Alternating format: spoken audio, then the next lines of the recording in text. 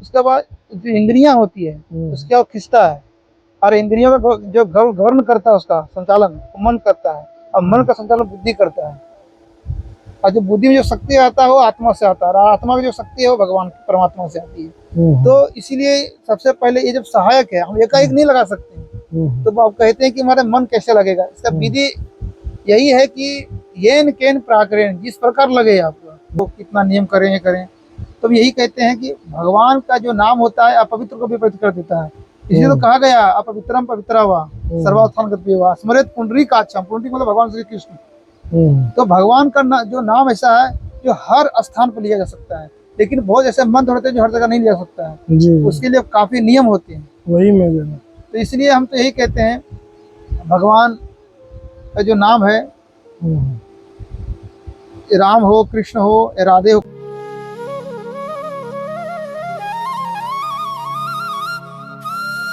राधे राधे। आप सभी भक्त वृंदों को कोटि कोटि प्रणाम श्री ब्रज धाम से। और आज संत यात्रा के साथ एक और दुर्लभ संत के मैं आपको दर्शन कराने वाला हूं श्री जी की कृपा से। और आप सभी भक्तों का, भाइयों का, बहनों का जो हमको प्रेम मिल रहा है उसके लिए भी बहुत बहुत धन्यवाद। अभी आपको पता है कि आज तो अभी बारिश रुके चुकी है यहाँ पे थोड़ी सी, लेकिन इस समय जो ब्रज में टेम्परेचर है 42 से 45 डिग्री सेल्सियस है। और उसी के लिए यहाँ पे प्रतिदिन छोटी सी सेवा चल रही है। जो संत हैं उनके लिए चप्पलों की सेवा, और पानी के लिए मटकों की सेवा, जो घड़े हैं उनकी सेवा, और संतों की राशन की सेवा लगातार चल रही है किशोरी जी के पास से। और आने वाली एकादशी को भी कुछ ना कुछ संतों को गमछा और चप्पल की सेवा कराने का किशोरी जी की कृपा से। और कुछ संत हैं जो धूप और बारिश की वजह से कुटिया का उनका निर्माण अभी चल रहा है, कुछ का हो गया है, कुछ का चल रहा है। और ये सभी आप सभी भक्तों की कृपा से ही संभव है। बस आप सभी ऐसे ही प्रेम दुलार संत यात्रा को देते रहें, और आपको सिर्फ यहाँ पे अच्छे और सच्चे संतों के दर्शन होंगे, ऐसा हमारा प्रयास है। तो आइए किशोरी जी की कृपा से चलते हैं संत महाराज जी के चरणों में। जय श्री राधे, जय श्री राधे। समस्त ब्रजवासियों के चरणों में कोटि कोटि धन्यवाद। जय हो महाराज जी, जय श्री राधे। क्योंकि ब्रज में रहना है तो ब्रज के जो वासी हैं उसमें शुद्ध भाव रखना है, यहाँ के पशु पक्षी सब में भाव रखना है, तभी भजन बन पाएगा वो ठीक ठीक। प्रेम है महाराज जी, आप जैसे संतों का अपार प्रेम है।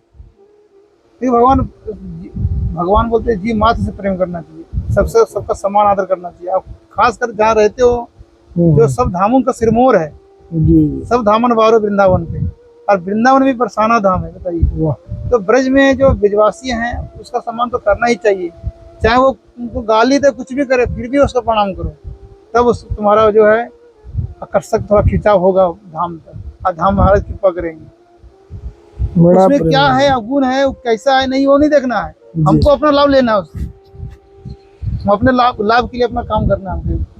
कौन कैसा है, अच्छा खराब देखो, खराब अगर देखने चलोगे तो पूरा दुनिया खराब ही दिखेगा आपको, अच्छा दिखोगे तो अच्छा ही दिखेगा पूरा संसार आपको, अच्छा का भंडार दिख जाएगा आपको, भरमार जो बोलते हैं, अच्छाई अच्छाई, और बुरा देखो तो बुराई बुराई।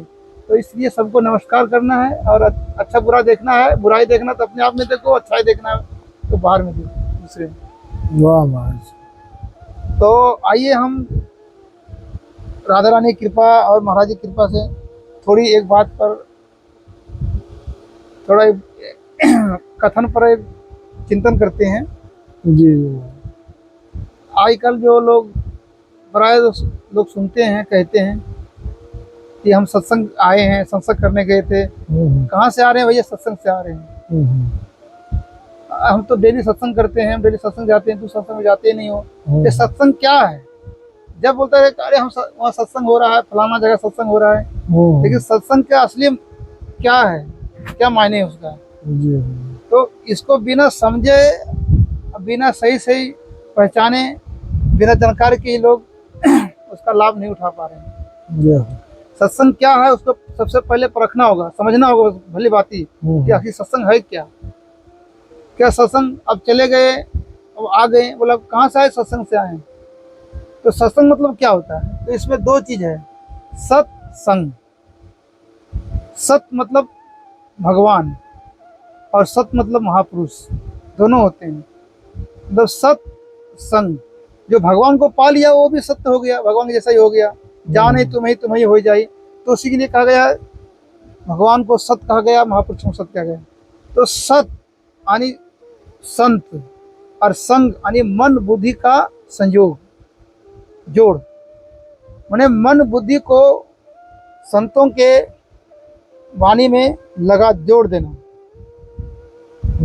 माने सत मतलब सत महापुरुष जो ओरिजिनल महापुरुष हैं, तो उनका संग और मन का लगा देना, जोड़ कर देना, उसी का नाम है सत्संग। यानी संतों का मन से संग करना ही के नाम है सत्संग। केवल अब चले गए, हाँ हमने हमको बताया सत्संग में ऐसा ज्ञान होता है, वैराग होता है, हमारे भगवान ही अपने है, संसार अपना नहीं है। अरे तुम्हें सुन के आ गया, अब बस फिर गया, फिर भूल गया। तो सुन लिया तो उससे तुमको क्या मिला? सुन लिया तुम तो सत्संग तो सुन गया, वैराग तो नहीं हुआ तुमको, भगवान तो मिला नहीं। तो फिर सत्संग कैसे हुआ है? शास्त्रों में कहा गया कि एक बार ये सत्संग अगर सुन लिया वो सही तो उसका बेड़ा पार हो जाता है। तो हम लोग तो अनंत जन्म से सत्संग सुनते जा रहे हैं और अभी भी इतना सत्संग सुन रहे हैं, लेकिन कोई लाभ नहीं हो रहा है। तो जब तक मन से वास्तविक संत का योग नहीं होगा, मन से उसका संग नहीं होगा संतों का, तब तक हम सत्संग का लाभ नहीं उठा सकते। तो इसी बोलते कि महात्मा को जो मुझे इसमें जो बताए हैं, उसको जब अपना मन में उतारेंगे, अपने भीतर उतारेंगे और प्रैक्टिकल उसको हम अमल करके करेंगे, हम जिसे बताए हैं, फिर उसके द्वारा हमको लाभ होगा। इसी बोलते हैं सत्संग। सत यानी सत भगवान महापुरुषों का संग, और सत माने महापुरुष, और संग मतलब मन बुद्धि का संग करना, इंद्रियों से नहीं, मन बुद्धि से। मन बुद्धि से। हाँ, ये संतों का मन बुद्धि से संयोग करना, उसके बातों को अमल करना, यही सत्संग है। महाराज जी, मन को सत्संग में लगाने का कुछ नियम है, कुछ साधन है, क्या है? क्योंकि यहाँ तक मैं देखता हूँ, आप लोगों का भी प्रश्न था, यहाँ तक मैं देखता हूँ सभी अपने शरीर द्वारा दर्शन परिक्रमा सत्संग में भी शरीर द्वारा जाते हैं, लेकिन मन महाराज जी फिर भी नहीं लग पाता है। विशेष कारण क्या है? कुछ नियम है इसको लगाने का, या कुछ कृपा होगी? कब लगेगा महाराज जी? देखो, नियम तो और होता ही है। पहले तो कोई भी काम कठिन होता है, और कोई भी काम पहले ऊपर से होता है, पहले तन से होता है, फिर मन से होता है। और सेवा में भी रखा गया है तन मन धन। तो केवल मन रखता, तन और धन क्यों रखा है? क्योंकि ये सहायक है, एकाएक मन तक नहीं पहुंच सकते हैं। तो उसके पहुंचने के लिए पहले हमको जो बाहरी भी जो बीमारी, जो भीतरी भी दो प्रकार के रोग होते हैं, ये आंतर होता है, ये बाह्य होता है। तो हम अंदर शुद्धि कब होगा? सबसे पहले बाहर को जो कमियां उसको दूर करेंगे। पहले बाहर दूर करो, फिर अंदर दूर होगा, है ना जी। तो उसी तरह जो है, हम पहले हमको बाहर का पहले साफ सफाई रखेंगे। जैसे सत्संग हो गया, और कथा हो गया, भगवान का लीला हो गया, संतों का कथा हो गया, दर्शन हो गया, परिक्रमा हो गया। इससे क्या होता है कि मन जो है उसकी ओर लगता है। पहले जब तन लगता है, उसके बाद जो इंद्रियां होती है उसकी ओर खिंचता है, और इंद्रियों का जो गवर्न करता है, उसका संचालन मन करता है, और मन का संचालन बुद्धि करता है। और जो बुद्धि में जो शक्ति आता है वो आत्मा से आता है, और आत्मा की जो शक्ति है वो भगवान परमात्मा से आती है। तो इसीलिए सबसे पहले ये जब सहायक है, हम एकाएक नहीं लगा सकते। तो आप कहते हैं कि हमारा मन कैसे लगेगा? इसका विधि यही है कि येन केन प्राकरेण, जिस प्रकार लगे आपको, जिस प्रकार भी आपको लगे, अब करते रहिए। अब एकाएक नहीं लगेगा। जैसे कि रसरी आवत जाते सिल पर परत निशान, जिस प्रकार ये मुलायम रस्सी भी पत्थर में गड्ढे कर देते हैं, चिन्ह बना देते हैं। तो इसलिए भगवान गीता में भी कहा है अर्जुन से कि अर्जुन ने कहा, भगवान मन बड़ा चंचल है, ये तो बड़ा बस में नहीं होता है। अब कहते हैं मन को बस में कर लो, क्या कोई खिलौना से पकड़ ले? तो भगवान ने कहा, असंचय महाबाहो, आप सच में सही कह रहे हो अर्जुन, मन बड़ा ही विग्रह है। मतलब ये बड़ा ही कठिन है मन को पर कंट्रोल करना, नियंत्रण करना, दुर्विग्रह है। लेकिन असंभव नहीं है, कठिन अवश्य है, ये असंभव नहीं है। प्रयास करने से संभव में आ जाएगा। तो वही बोला, अभ्यास और वैराग। अभ्यास यही करना है, भगवान बार बार किसी द्वारा, जप द्वारा, पाठ द्वारा, परिक्रमा द्वारा, दर्शन द्वारा, सत्संग द्वारा बार बार भगवान में मन लगाने का प्रयास करना, और मतलब ये जो अभ्यास करना है। और वैराग क्या है कि संसार से मन को हटाना, कि मेरा संसार नहीं है, हमारा नहीं है। तो ये सत्संग सुनते रहोगे, बार बार प्रैक्टिकल करते रहोगे, धीरे धीरे तो अभ्यास से होगा और एक दिन मन लगेगा, ऐसा बात नहीं है। क्योंकि कहीं भी हमका मन लगा है, क्यों लगा है? संसार में मन लग रहा है, पैसे में मन लग रहा है, क्यों लग रहा है? कि उसके महत्व को जानते हैं कि पैसा से बहुत कुछ होता है, जो चाहते हो खरीद सकते हैं। ये महत्व बुद्धि जो आया, क्यों आया हमें? एकाएक तो नहीं आ गया। जब बच्चा छोटा हो तो उसको पता पैसा क्या है? नहीं पता। पूछो, उसका मन कहाँ है? कहीं नहीं। अब छोटा बच्चा जो है, जो बोल नहीं पाता है, अगर उसके सामने अगर कुछ भी रख दो, रसगुल्ला, पैसा कुछ भी रख दो, तो क्या मन जानेगा वो? तो उसको आसक्ति है उसमें? नहीं। तो उसमें ममता उसको नहीं, फ्री है उसमें। अगर उसमें अगर ज्ञान हो बच्चा को, तो बहुत जल्दी शीघ्र भगवत प्राप्ति कर सकता है। बिल्कुल महाराज जी। लेकिन हम लोग बचपन में सही थे, लेकिन बाद में जो है गोबर हम लोग को भर गया है। ये जो है जितने भी विकृतियां हैं, काम, क्रोध, लोभ, लालच, तो इसीलिए किसी भी वस्तु में बार बार सुख के चिंतन करने से उसमें हमको आसक्त होती है। आसक्ति होती वस्तु में, पाने का कामना जगती है, और कामना जगने का आसक्ति हो जाता है उसमें।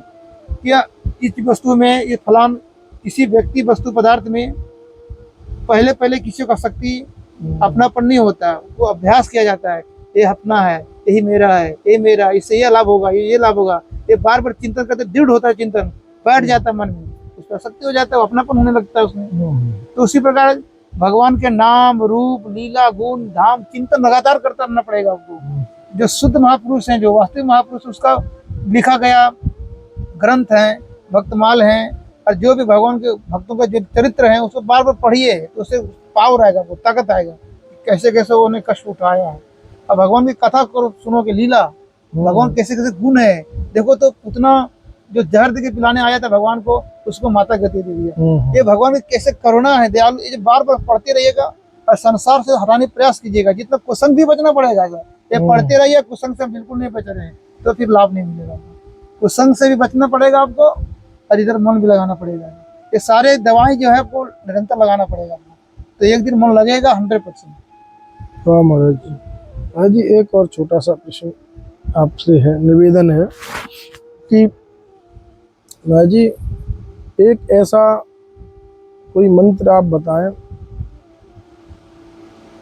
कि हम, चाहे किसी ने गुरु ग्रहण किया है, चाहे कोई किसी भी देवता या उनका अपने आराध्य को मानता है, कि गृहस्थ में रह के महाराज जी वो एक चित्त होकर उस मंत्र का जाप कर सके। ऐसा कोई मंत्र गृहस्थियों के लिए बनाया महाराज जी?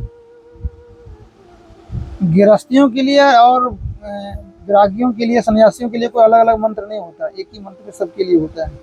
अच्छा महाराज जी। गृहस्थी हुए तो क्या हुआ? मनुष्य नहीं रहे हम। और हम सन्यासी हो गए तो क्या हुए? हम मनुष्य नहीं रहे, हम कोई दूसरा कुछ बन गए? नहीं। देखिए, सबका अपना अपना धर्म है, अपना अपना आश्रम है। गृहस्थ आश्रम हो, वनप्रस्थ आश्रम हो, संन्यास आश्रम हो, गृहस्थ आश्रम, जितने भी आश्रम है, जिसने भी होता है, ब्रह्मचार्य आश्रम, ब्रह्मचर्य हो गया, गृहस्थ हो गया, वानप्रस्थ हो गया, संन्यास हो गया, तो सबका धर्म अपना अपना करो। वेद ने, शास्त्र ने भी कहा अपना अपना, सब अपने धर्म का पालन करो। लेकिन भजन भक्ति सबका लिए एक नियम है। गृहस्थों के लिए तो ज्यादा समय नहीं मिलता है, क्योंकि वो गृहस्थों में फंसे रहते हैं, बाल है, बच्चे हैं, घर है, दुकान है, बाहर है, तो उसके लिए जो है उतना, तो इसे क्यों लिख दिया है? थोड़ा पाठ कर लेना, थोड़ा ये परिक्रमा कर लेना, थोड़ा दान कर लेना। क्यों कहते हैं उसको?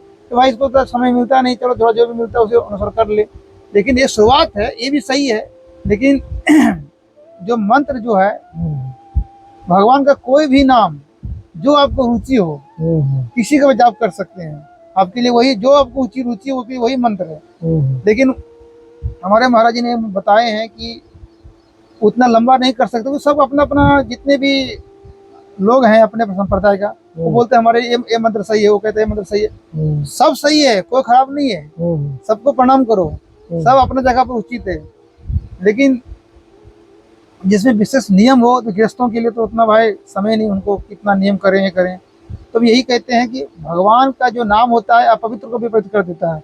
इसलिए तो कहा गया, अपवित्रम पवित्रा हुआ, सर्वास्थान गति हुआ, स्मृत पुंडरीकाक्षम। पुंडरीक मतलब भगवान श्री कृष्ण। तो भगवान का जो नाम ऐसा है जो हर स्थान पर लिया जा सकता है। लेकिन बहुत ऐसे मंत्र होते हैं जो हर जगह नहीं लिया सकता है, उसके लिए काफी नियम होते हैं। वही मैं कह रहा हूँ। तो इसलिए हम तो यही कहते हैं, भगवान का जो नाम है, राम हो, कृष्ण हो, या राधे हो, कोई भी हो, हमारे गुरुजी ने तो बताए थे, जी जी तो हम तो वही सलाह देते हैं जी। कि जाप कई प्रकार के होते हैं। हम्म। मानसिक जाप होते हैं, हाथ का इंद्रियों का जाप होते हैं। जाप जब पढ़िएगा उसमें भी कई आते हैं, तो ये सहायक है नीचे स्तर के। आगे जब बढ़िएगा तो आपको मन लगाना पड़ेगा, और मन का जाप होता है तो मानसिक जाप कहते हैं उसको, जो मन से जाप किया जाता है। मानसिक। हाँ, और मन से जाप कैसे किया जाता है? श्वास द्वारा। श्वास द्वारा। हाँ, श्वास जाप। जी। श्वास में तो कोई दिक्कत नहीं है, कोई काम छोड़ना नहीं पड़ेगा आपको, क्योंकि श्वास जब लेते हैं तब हर काम करते हुए लेते हैं। श्वास तो छोड़, बंद तो नहीं कर देते हैं भाई, काम कर रहे बंद करो अभी। हाँ, कुछ भी कर रहे हो, एक क्षण भी श्वास नहीं रोक सकते हो। और इसी तरह जब निरंतर आपका भगवान का स्मरण होगा, निरंतर भगवान का जाप होगा, तब वह जाप सही जाप हो जाएगा। सांस के साथ में जाप करना। हाँ, श्वास अब नहीं छोड़ सकते एक क्षण में आप, तो जाप ये अगर क्षण नहीं छोड़ेंगे तब वो जाप असली जाप होगा। जिस श्वास से जब श्वास खींचते हैं, देखिए जितने भी नाम हैं सब अपने का श्रेष्ठ है। सब नामों में है प्यारा राधा नाम, स्वयं मोहन मुरली में गावे राधा नाम। स्वयं भगवान भी जो पर ब्रह्म परमेश्वर शक्तिमान भगवान श्री कृष्ण है, वो भी राधे राधे जब सो जाते हैं तो उसमें भी रोम रोम से राधा राधा निकलते रहता है। तो इसलिए कहते हैं जब श्वास खींचो, अभ्यास बता रहे हैं, उसमें रा का उच्चारण हो। जब श्वास छोड़ो तो धे का उच्चारण हो। राधे पहले हल्का फुल्का बोल लीजिए कि एक अभ्यास नहीं होगा, लेकिन आपको यहाँ पहुंचना है कि बिना बोले बोलना, आपको आवाज बिना आवाज नहीं होना चाहिए, तो अनुभव में आना चाहिए कि हम बोल रहे हैं। जैसे कि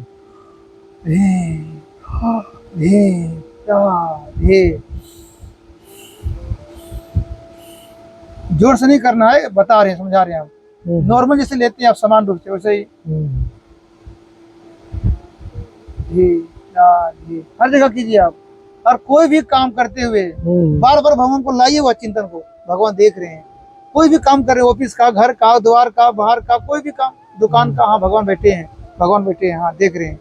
हाँ, श्वास जप करना है, भगवान देख रहे हैं, ये चिंतन लाना है, और श्वास से राधे जप करना है। जब श्वास खींचो, रा छोड़ो धे, राधे राधे, ये सबसे बड़ा मंत्र है। इससे बड़ा कोई मंत्र था न है न होगा, किंतु जो भी भगवान का नाम है सब महान है।